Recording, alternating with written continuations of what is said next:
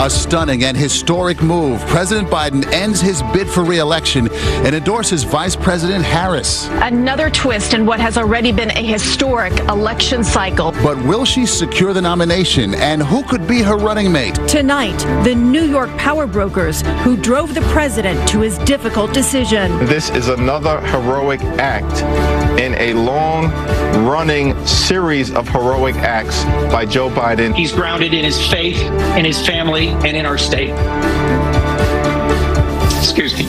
Team coverage on the announcement sending shockwaves across the nation as voters react. I think it takes a lot of courage. Really thought that he should have dropped out sooner.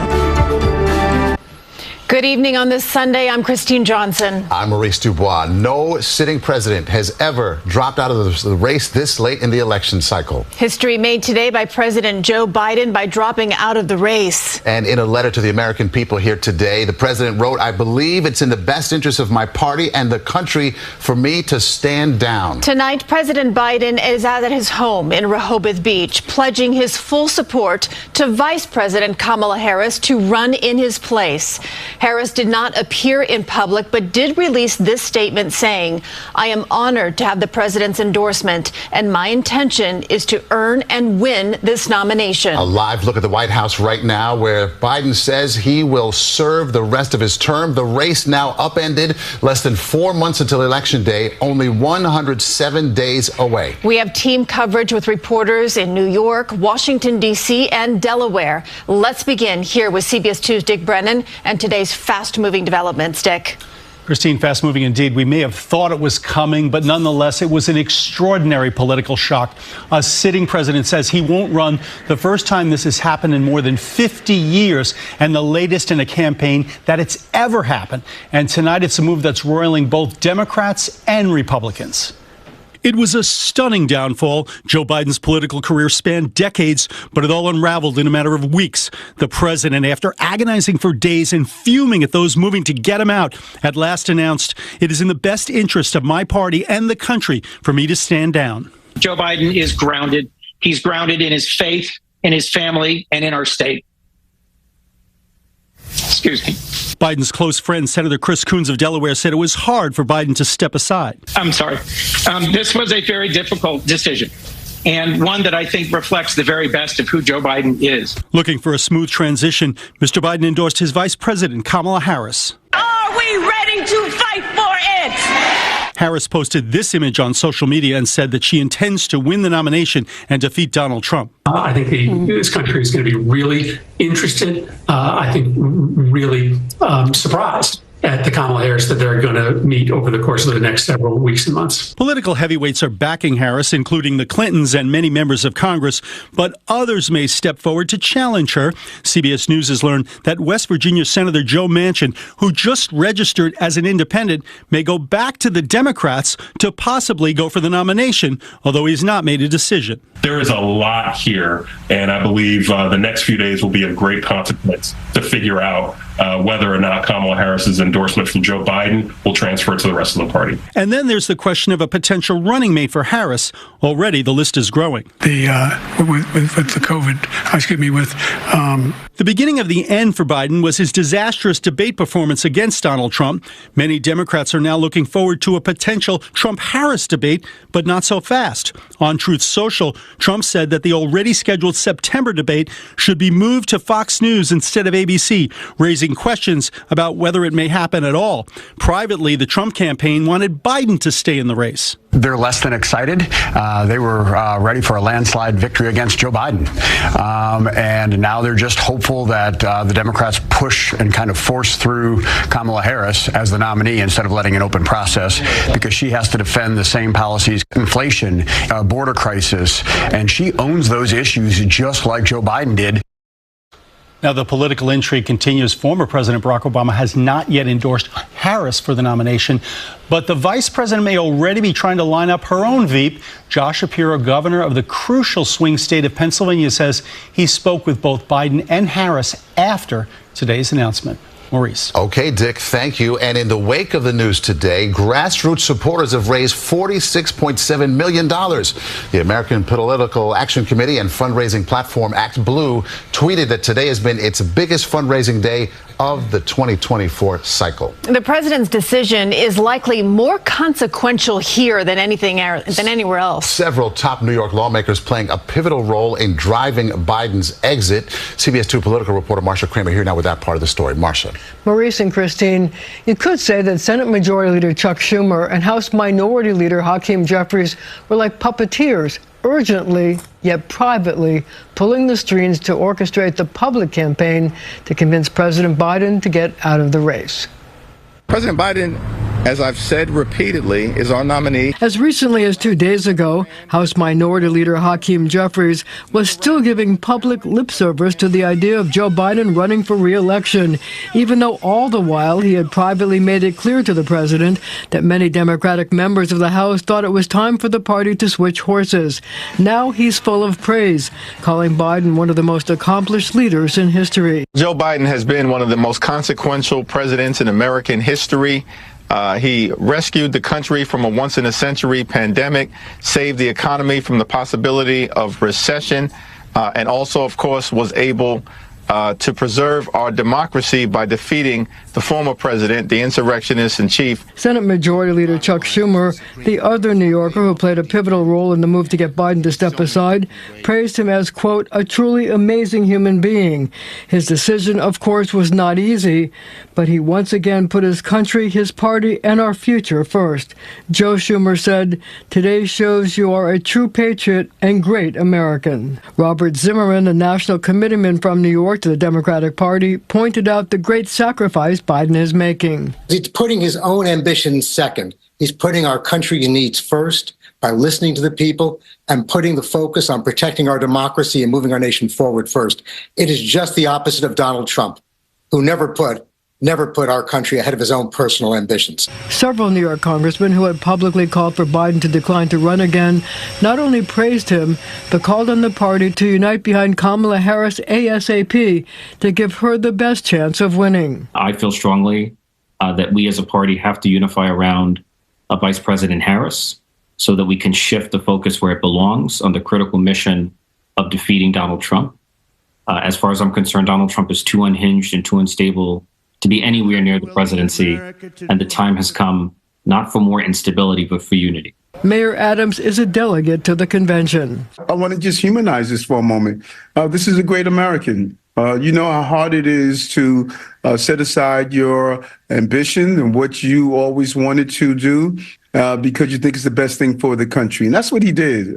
All his personal tribulations and trials and pain, he continues to show why he is who he is. Now, the mayor did not immediately endorse Vice President Harris, saying he wants to let the process play out. But sources say that both Chuck Schumer and Hakeem Jeffries spoke with Kamala Harris today. And Marsha, what effect do you think this is going to happen, or rather have in New York when it comes to the effort to flip the House? Well, you know, I spoke with Hakeem Jeffries just 2 days ago, and he told me that they're going to wage a very vigorous campaign in New York again to try to unseat the 5 freshmen who were elected last time, 5 freshman Republicans, both in Long Island and upstate. He told me he thinks he can definitely take 2 seats, 1 in Syracuse, 1 in Long Island. But the fact that Kamala Harris will be on the ticket and will talk about abortion rights is expected to bring suburban women out, and it could not only help them take seats, but also hold a Democratic seat in the Hudson Valley. What does the road ahead look like by getting Kamala Harris officially on the ticket? Will they wait for the Democratic National Convention? I don't think that's going to happen. I think that because of the Chicago rule, which says that, the Ohio rule, which says that you have to have a person on the ballot by August 7th, it looks like there's going to be a virtual nomination process that would get her on the ballot so that she would be on the ballot in Ohio. Now, what sources are telling CBS News is that virtual hearing could happen as early as August 1st. We have to wait and see what happens. Okay, more to come. Thank you, Marsha. Well, top Democrats and Republicans in New Jersey are reacting to the news tonight. And CBS 2's Christine Sloan spoke with them about this momentous day. I'm elated that, he's endorsed Vice President Harris. New Jersey Democratic Party chair and a superdelegate says Vice President Kamala Harris will work hard for the nomination. She's not going to take anything for granted. She's going to be reaching out to every delegate, across this nation, certainly here in New Jersey. Leroy Jones would like to see Senator Cory Booker as a VP pick. Booker praising Biden on X, saying, quote, he has decided to be the bridge to a new generation of leaders. Governor Phil Murphy, a Democrat supporting Harris, says Biden's tenure has been one of the most successful and impactful presidencies in American history. A source familiar with the outreach also tells me Murphy's name has been floated around as a possible VP candidate. This Republican running for governor, though, sees another route. Simply put, the swing states are what are important this year. So I'm sure they're going to be looking for the swing states. John Bromnick isn't supporting Trump, but believes Democrats are in trouble. It shows the Democratic Party's in disarray. It also shows that the left wing of the Democratic Party is pulling the entire party way left. We've become the party of the working person. The other Republican candidate for governor saying, quote, one thing that won't change is the Democratic Party being wrong on the issues and increasingly out of touch. Congressman Andy Kim, who won the Democratic primary for New Jersey's Senate seat, says the party is energized. I do believe that, Vice President Kamala Harris is the right person to step up. Her name's been on the ballot. She's been the vice president for almost 4 years. Congresswoman 𝗪𝗖𝗪𝗓, one of the first Democrats to call for Biden to step down, also praising Harris, including her record on protecting abortion rights. In Union County, New Jersey, Christine Sloan, CBS 2 News. And voters everywhere reacting to President Biden's big decision. CBS 2's Jenna DeAngelis reports now from Times Square. At the crossroads of the world, people from all over the country reacting to President Biden dropping out of the race. I think he was a wonderful president. I wish he'd stay in because I want Trump. Smart move on the Democrats. I think it's about time. It's a little bit scary because there's a lot of unknown. The unknown leaving many voters we spoke with uneasy. The economy, immigration crisis, is a lot of things.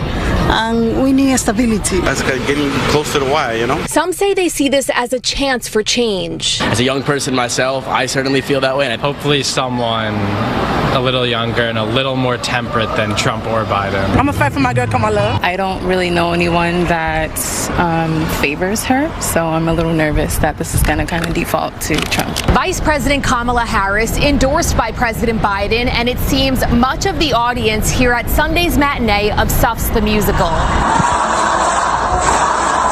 The crowd chanting for the VP right as the curtain went up. Literally, the news broke just moments before we took the stage. Shayna Taub is the show's creator and star. We fired up our audience today here at Suffs. We tell the story of the American women's suffrage movement. And there were so many things in the piece that reflected what's going on today, that there was extra energy and excitement. It's way past time for all of us to say, Madam President. Who the Democratic candidate will be is still unclear, as is the direction the country will go. But whoever the candidate is, I still think is a better candidate. It will be a better candidate than Trump. I love Trump.